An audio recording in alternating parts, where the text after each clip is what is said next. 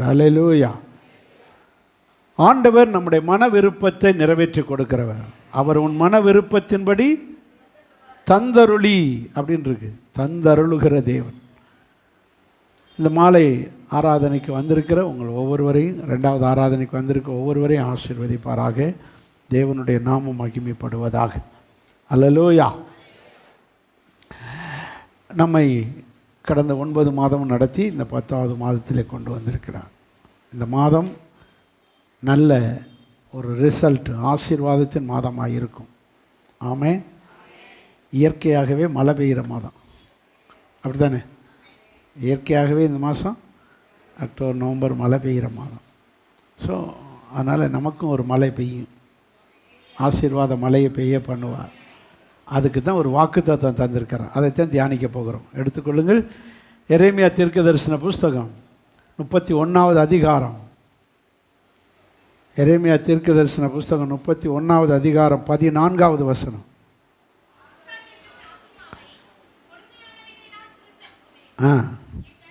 எல்லாரும் வாசிங்க இந்த வசனத்தை. எல்லாரும் சொல்லுங்கள், எல்லாரும் சொல்லுங்கள், எல்லாரும் சொல்லுங்கள், எல்லாரும் வாசிங்க.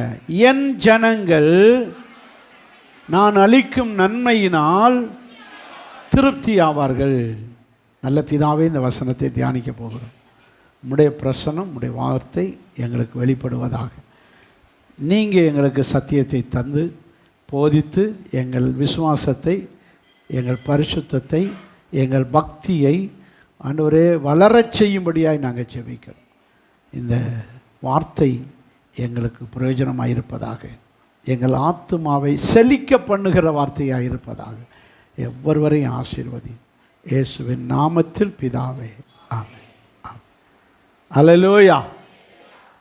கர்த்தருடைய வார்த்தை நமக்கு வாக்குத்தத்தமாக சொல்லுகிறது, என் ஜனங்கள் நான் அளிக்கும் நன்மையினால் திருப்தி ஆவார்கள். என் ஜனங்கள். அல்லேலூயா. ஆண்டவர் சொல்லுகிறார், என் ஜனங்கள். நம்முடைய ஆண்டவர் திருப்தியாக்குகிற தேவன். இந்த உலகம் திருப்தி இல்லாத உலகம். திருப்தி இல்லாதவைகள் 2, 3ன்னு சாலமோன் சொல்றார். தீயில் எவ்வளவு விறகை போட்டாலும், எவ்வளவு குப்பையை போட்டாலும் என்ன செஞ்சுக்கிட்டு இருக்கும்? எரிஞ்சிக்கிட்டே இருக்குமே வழியே, போதும் இவ்வளவு நேரம் எரிஞ்சிட்டேன் அப்படின்னு சொல்லுமா?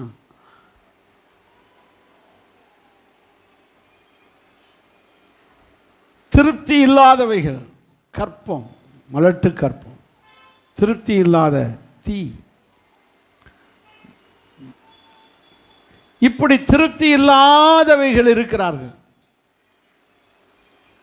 சில ஜனங்கள் அப்படி இருக்கிறார்கள், திருப்தி இல்லாத. சாப்பாடு நம்மளை திருப்திப்படுத்தும். வயிறு நிறைஞ்சிருச்சுன்னா அதுக்கு பிறகு, வயிற்றை நிறைச்சாச்சுன்னா அதுக்கு பிறகு எவ்வளவுதான் அண்டாவாக இருந்தாலும் சாப்பிட முடியாது, போதும், திருப்தியாக. சிலருக்கு எவ்வளவு பணம் வந்தாலும் திருப்தி இருக்காது.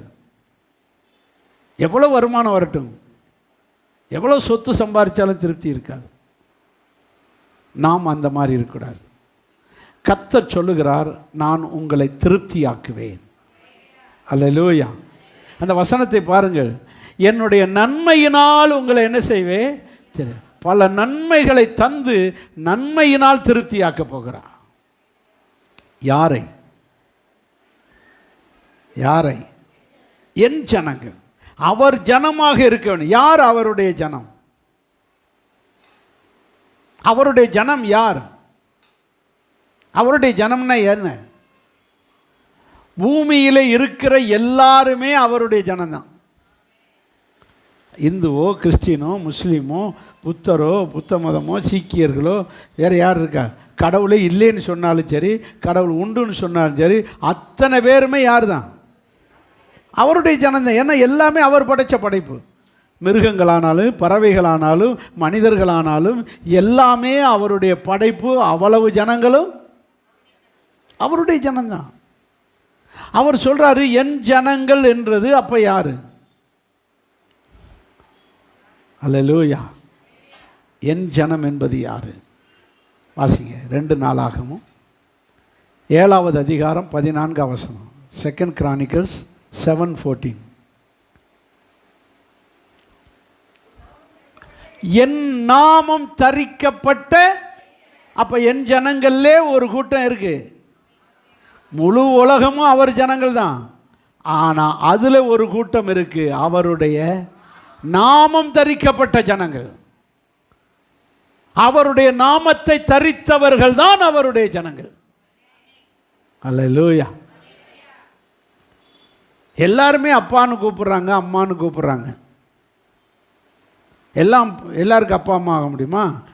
இன்சில் போடணும். அப்பா இன்சில போடணும். இன்சில போட்டால் தான் என் பிள்ளை.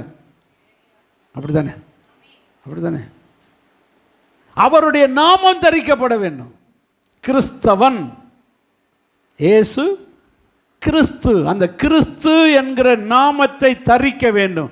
அந்த கிறிஸ்தவன் என்ற நாமத்தை தரித்தவனை பார்த்து தான் சொல்லுகிறார், நீங்கள் என் ஜனங்களுக்குள்ளேயே என் ஜனங்கள், என் நாமம் தரிக்கப்பட்ட என் ஜனங்கள், உங்களுக்கு சேமத்தை கொடுப்பேன். கடைசி வரி, அவர்களுக்கு தேசத்தை சேமத்தை கொடுப்பேன். அவருடைய நாமம் தரிக்கப்பட்ட ஜனத்துக்கு நன்மை செய்வார். என் நாமம் தரிக்கப்பட்ட என் ஜனங்கள் நன்மை செய்வார். என் நன்மை, என் ஜனங்கள் நான் அளிக்கும் நன்மைகளினால், சேமத்தினால் அவர்கள் திருப்தி ஆவார்கள். அப்படி என்றால் நம்முடைய தேவன் நன்மைகள் என்ற சேமத்தை நமக்கு தருவார். அவருடைய நாமம் தரிச்சிருக்கணும். இருக்கா? கிறிஸ்தவன்ற இருக்குமா? கிறிஸ்தவன் இருக்கா? நன்மைகளை தருவார். அப்போது நல்ல கவனிக்க, திருப்தி ஆக்குகிறது. ஒன்று திருப்தி ஆக்குகிறார். யாரை திருப்தி ஆக்குகிறார்? அவருடைய நாமம் தரிக்கப்பட்ட அவர் ஜனத்தை. எப்படி திருப்தி ஆக்குகிறார்? நன்மையினால் திருப்தி. நன்மை என்றால் என்ன? குட்னஸ். நன்மை என்றால் என்ன? நல்ல காரியங்கள். நன்மையான எந்த ஈவுகளும் ஜோதிகளின் பிதாவினிடத்திலிருந்து இறங்கி வருகிறது. யாக்கோபு 1:17. நன்மையான எந்த ஈவுகளும் எங்கே இருந்து வருகிறது? பரத்திலே உண்டாகி ஜோதிகளின் பிதாவினிடத்திலிருந்து. எங்கிருந்து வருகிறது? சொல்லுங்க, எங்கிருந்து வருகிறது? பிதாட்ட இருந்து வருகிறது. அப்படி சொல்லாம என்ன பிதா? நன்மையான எந்த ஈவுகளும் எங்கிருந்து வருகிறது? பிதாவினிடத்திலிருந்து இறங்கி வருகிறது. பிதா எப்படி பிதா? நிறைய பேருக்கு ஜோதின்னு பேர் வச்சிருக்காங்க, ஆனால் ஜோதியா இல்லை. உலகம் ஜோதியை தெய்வமாய் வணங்குகிறது. அப்படித்தானே? ஒரு விளக்கை கொளுத்தி வச்சு கும்பிட்றாங்க, லைட்டை போட்டுட்டு கும்பிட்றாங்க. சரிதானா? நான் சொல்லுவேன், நம்மளும் அப்படித்தான் கும்பிட்டோம். இந்த வாக்கிங்கில் கூட விட மாட்டேன்றாங்க, சூரியன் உதிக்க விட மாட்டேன்றாங்க. இவங்களுக்காகவே மாட்டேனுது. அது வாக்கிங்கை போட்டுட்டு கும்பிட்றானுங்க. எதை? சூரிய நமஸ்காரம்.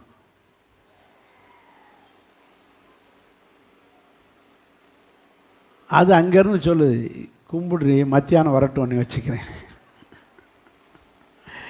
மத்தியானம்னா அது எதா மாறிடுது? சனியனா மாறிடுது. சனி இந்த வெயில் அடிக்குது, கும்பிடு, இப்போ போய் கும்பிடு.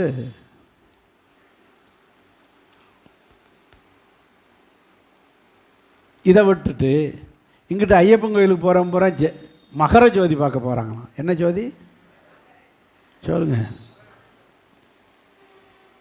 திருவண்ணாமலையில் ஜோதி, இங்கிட்ட ஐயப்பன் கோயிலில் ஜோதி.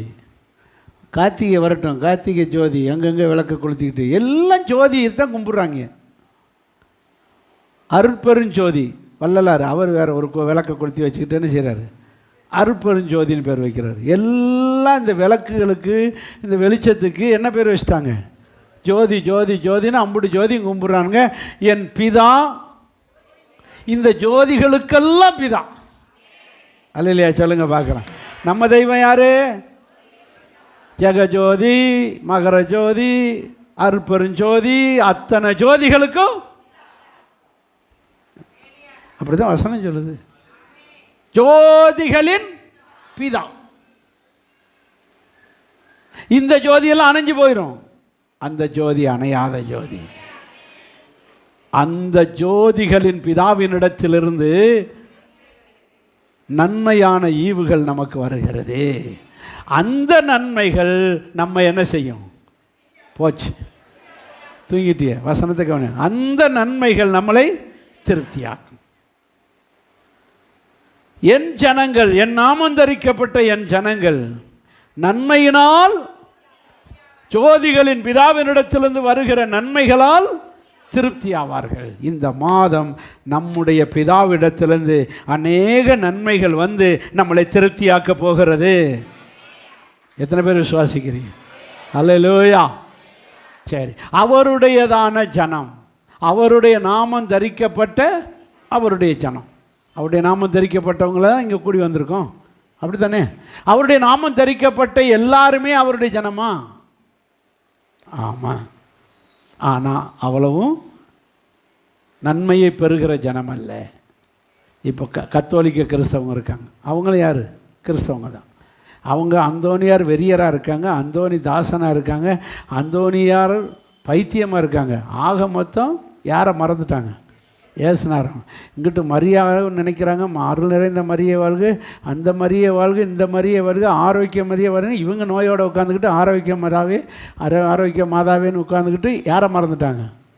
ஏசுனாரை மறந்துட்டாங்க. இப்படி சூசையை பூரா அவர் இவருன்னு இப்படிப்பட்ட கிறிஸ்தவங்கள்லாம் இருக்காங்க.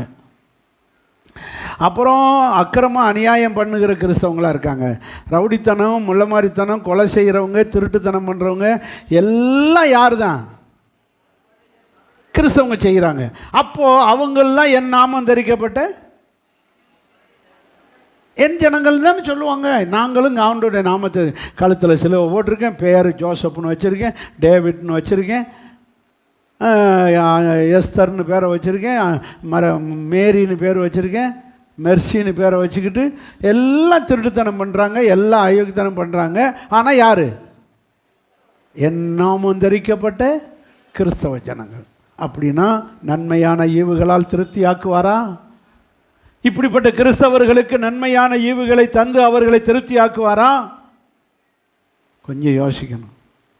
அப்போ என் நாமம் தரிக்கப்பட்ட ஜனங்களுக்குள்ளேயே எப்படிப்பட்ட கிறிஸ்தவர்களை, என் நாமம் தரிக்கப்பட்ட எப்படிப்பட்ட கிறிஸ்தவர்களுக்கு நன்மை கிடைக்க போகுது அப்படின்னு ஒரு லிஸ்ட் எடுத்திருக்கேன். ஒரு 5 பேர், 5-6 பேர், 7-8 பேர். இன்றைக்கி ஒருத்தரை தான் பார்க்க முடியும்னு நினைக்கிறேன். அல்லேலூயா. அடுத்த வாரத்தில் அப்புறம் பார்த்துக்கலாம், எவ்வளோ பார்க்க முடியுமோ பார்க்கலாம். முதலாவது யார்? அவருடைய நாமம் தரிக்கப்பட்டவர்களுக்குள்ளே எப்படிப்பட்ட கிறிஸ்தவர்களுக்கு அவருடைய நன்மையினால் திருப்தியாக்க போகிறாருன்னு பார்க்க போகிறோம். வாசிங்க சங்கீத புஸ்தகம் 84 சங்கீதம் 11 வசனம். ஆ ஆ ஆ ஆ இப்போ எல்லோரும் வாசிங்க. இப்போ எல்லோரும் வாசிங்க. இப்போ எல்லோரும் வாசிங்க. இப்போ எல்லோரும் வாசிங்க. சொல்லுங்க. உத்தமமாய் நடக்கிற அவருடைய நாமம் தரிக்கப்பட்ட கிறிஸ்தவர்களுக்கு நான் வழங்க மாட்டாரா? என்னடா இப்படி வாசிக்கிறீங்க? சொல்லுங்க. நன்மையை வழங்காதிராருன்னு அர்த்தம் என்ன? இது எதுக்கு அங்கிட்டு போய் மாற்றிக்கிட்டு இப்படி சுற்றி சுற்றி வரணும்? நேரடியாக சொல்லுங்கள். உத்தமமாய் நடக்கிற அவருடைய நாமம் தரிக்கப்பட்ட கிறிஸ்தவர்களுக்கு நன்மையை வழங்குவார். வழங்காதிரார்னா என்ன அர்த்தம்? இந்த பவுல் தான் இப்படி எழுதுவார் இல்லையா? நன்மையானதை தருவார், அந்த நன்மையினால் அவர்கள் திருப்தி ஆவார்கள். யாரு? உத்தமமான கிறிஸ்தவர்கள். உத்தமமான கிறிஸ்தவர்கள், உத்தமமாய் அவருடைய நாமத்தை தரிக்கப்பட்டவர்களுக்குள்ளேயே உத்தமர்கள். உத்தமர்கள்னா யார்? எனக்கு இந்த உத்தமர்னு ஒன்று ஞாபகம் வருது. என் வாழ்க்கையிலே நான் ஊழியத்துக்கு வந்து 3 வருஷம் பைபிள் காலேஜ் படித்து முடிக்கும்போது நான் பண்ணின முதல் பிரசங்கம், பைபிள் காலேஜில் நான் பண்ணின முதல் பிரசங்கம் ஆசிரியர் இருக்கார், பிரின்சிபால் இருக்காங்க, மற்ற ஆசிரியர் இருக்காங்க, ஸ்டூடெண்ட்ஸ் இருக்காங்க, எல்லோரும் இருக்காங்க. First year, second year, third year எல்லா ஸ்டூடெண்ட்ஸ் இருக்காங்க. பிரசங்கம் பண்ண சொல்கிறாங்க. எனக்கு ரொம்ப ஆசை. 3 வருஷமாக காத்திருக்கேன் இந்த சான்ஸுக்காக. ஒரே ஒரு சான்ஸ் தான் வரும். ஏன்னா ஒரு நாளைக்கு ஒருத்தர் பேசணும், ஒவ்வொருத்தராக பேசி வரணும். அப்புறம் ஆசிரியர் பேசுவாங்க, ஒரு நாளைக்கு ஒருத்தர். அப்படி வரும்போது 5 நாள் தான். சனி ஞாயிறு எல்லாம் ஊருக்கு போயிடுவாங்க. இந்த 5 நாளில் ஒரு சான்ஸ் வந்தது பிரசங்கம். இந்த உத்தமர்கள் தான் எடுத்தேன். ஏன்னா வாத்தியார் மேலே கோவம், மாணவர்கள் மேலே கோவம், எல்லாரையும் புட்டின்னு பிடிக்கணும். விட்டுச்சு உத்தமர்னா என்ன அப்படி எப்படின்னு பேசிட்டு அவங்கள பார்த்து சொன்னேன், நீங்கள் அத்தனை பேரும் பழைய சினிமா பாட்டு வருது. அப்போ எனக்கு ரசிக்கப்பட்ட புதுசு, வேறு பாட்டுகளே தெரியாது, சினிமா பாட்டு தான் தெரியும். ஜெபம் பண்ண போனாலும் சினிமா பாட்டு தான் பாடி ஜெபம் பண்ணுவேன். சினிமா பாட்டுனா இந்த அசிங்கமான பாட்டெலாம் இல்லை, நீங்கள் பாட்டில் தப்பாக நினைக்கக்கூடாது. சினிமா பாட்டிலையே கடவுள் பாட்டு இருக்குது. அதில் அந்த முருகன் ஒரு இடத்துல இயேசுன்னு சொல்லி பாடுவேன். ஆண்டவனே அப்படி ஒரு பாட்டு இருக்கு. அது இப்போ பாட வேண்டாம்னு நினைக்கிறேன். இந்த ஒரு ஈரை வாழ வைக்க உம்மிடம் கையேந்துரே. ஞாபகம் இருக்கா? பழைய பாட்டுகள்.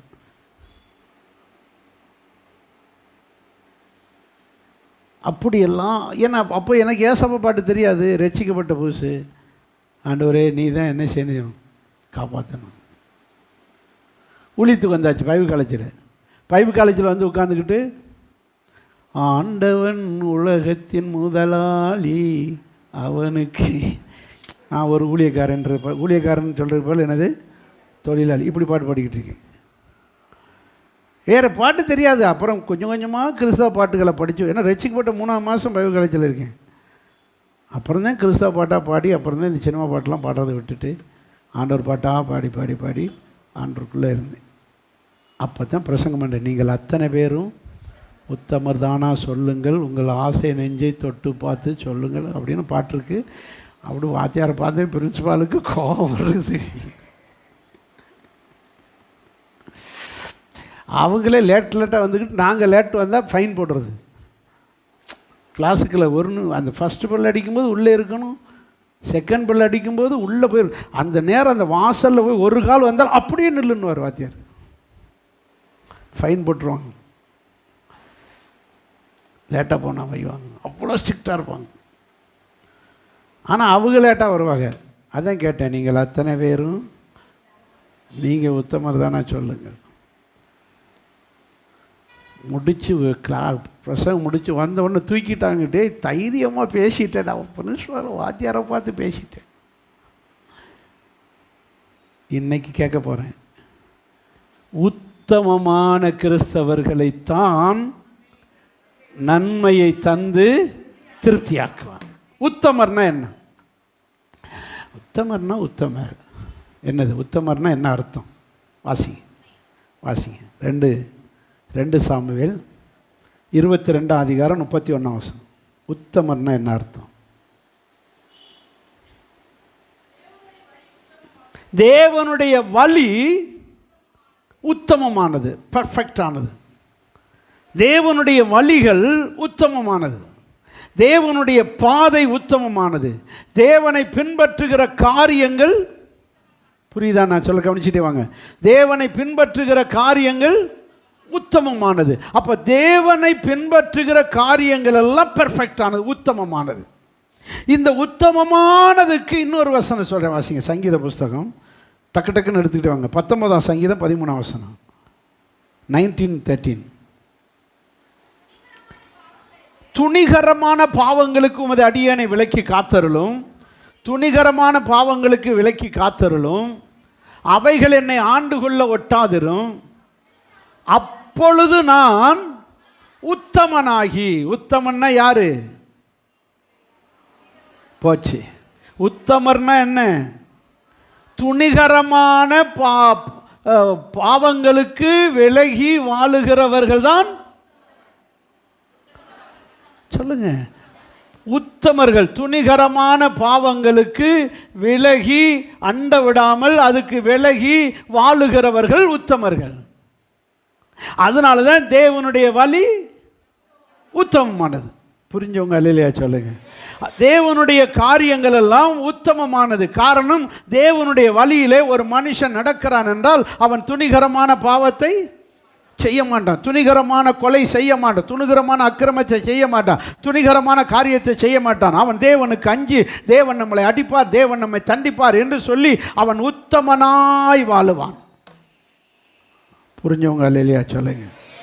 துணிகரமான அக்கிரம காரியங்களை செய்கிறவர்கள் உத்தமர்கள் அல்ல. தேவனுக்கு அஞ்சி பயந்து வாழுகிறவர்கள் தான் உத்தமர்கள். இப்படிப்பட்ட உத்தம கிறிஸ்தவர்களுக்கு அல்லது இப்படிப்பட்ட தேவனுடைய கர்த்தருடைய நாமத்தை தரித்த கிறிஸ்தவர்களுக்கு நன்மைகளை தந்து திருப்தியாக்குவா. புரிஞ்சவங்க அல்லேலூயா சொல்லு. அல்லேலூயா. அதனால தான் ஆண்டவர் சொல்றாரு மத்தேயு 25 அதிகாரம் 21 வசனத்திலே, உண்மையும் உத்தமம் உள்ள ஊழியக்காரனே, நீ கொஞ்சத்திலே உண்மையாய் உத்தமமாய் இருந்தபடியால் அநேகத்தின் மேல் உன்னை என்ன செய்வேன். அப்போ உத்தமமாய் இருக்கிறவர்களை, உத்தம மார்க்கத்திலே நடக்கிறவர்களை அநேக நன்மைகளை தந்து அவர்களை திருப்தியாக்குவா. Praise the Lord. அல்லேலூயா. என் நாமம் தரிக்கப்பட்ட ஜனங்களாக இருக்கணும். கர்த்தர் நன்மையினால் திருப்தியாக்கணும்னா ஒன்று அவர் நாமம் தரிக்கப்பட்ட ஜனங்களாக இருக்கணும். அவர் நாமம் தரிக்கப்பட்டவர்களுக்குள்ளேயே உத்தமமானவர்களாக இருக்க வேண்டும். அப்படி இருந்தால் அவர்களுக்கு நன்மையினால் திருப்தியாக்குவது நிச்சயம்.